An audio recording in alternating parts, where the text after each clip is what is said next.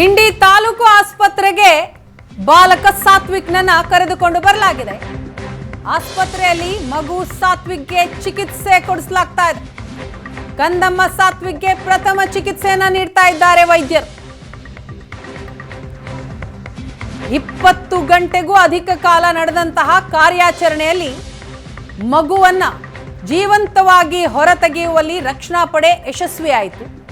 ಅಲ್ಲಿಂದ ನೇರವಾಗಿ ಈಗ ತಾಲೂಕು ಆಸ್ಪತ್ರೆ, ಇಂಡಿ ತಾಲೂಕು ಆಸ್ಪತ್ರೆಗೆ ಮಗುವನ್ನ ಕರೆದುಕೊಂಡು ಬರಲಾಗಿದೆ. ಅಲ್ಲಿ ವೈದ್ಯರು ಚಿಕಿತ್ಸೆಯನ್ನ ನೀಡ್ತಾ ಇದ್ದಾರೆ.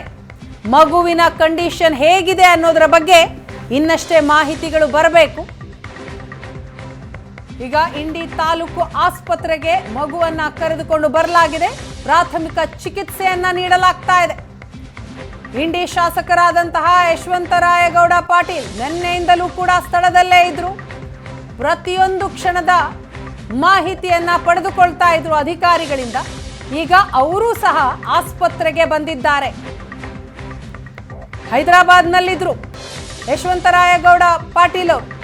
ಈ ವಿಷಯ ತಿಳಿತಾ ಇದ್ದ ಹಾಗೆಯೇ ಎಲ್ಲ ಕೆಲಸ ಕಾರ್ಯವನ್ನ ಬಿಟ್ಟು ನೇರವಾಗಿ ಜಿಲ್ಲೆಗೆ ಬಂದ್ರು. ಈಗ ಆಸ್ಪತ್ರೆಗೂ ಕೂಡ ಬಂದಿದ್ದಾರೆ.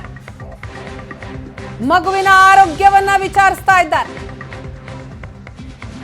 ಇಂಡಿ ತಾಲೂಕು ಆಸ್ಪತ್ರೆಯಲ್ಲಿ ಮಗುವಿಗೆ ಚಿಕಿತ್ಸೆ ನೀಡಲಾಗ್ತಾ ಇದೆ. ಪ್ರಾಥಮಿಕ ಚಿಕಿತ್ಸೆಯನ್ನ ಕೊಡ್ತಾ ಇದ್ದಾರೆ ವೈದ್ಯರು. ಮಗುವಿನ ಸ್ಥಿತಿ, ಕಂಡೀಷನ್ ಹೇಗಿದೆ ಅನ್ನೋದರ ಬಗ್ಗೆ ಇನ್ನಷ್ಟೇ ಮಾಹಿತಿಗಳು ಬರಬೇಕು.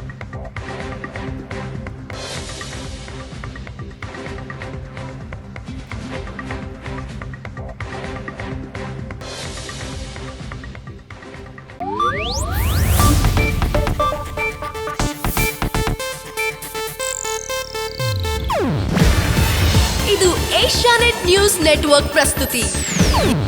ನೀವು ನೋಡ್ತಿದ್ದೀರಾ ಏಷ್ಯಾನೆಟ್ ಸುವರ್ಣ ನ್ಯೂಸ್.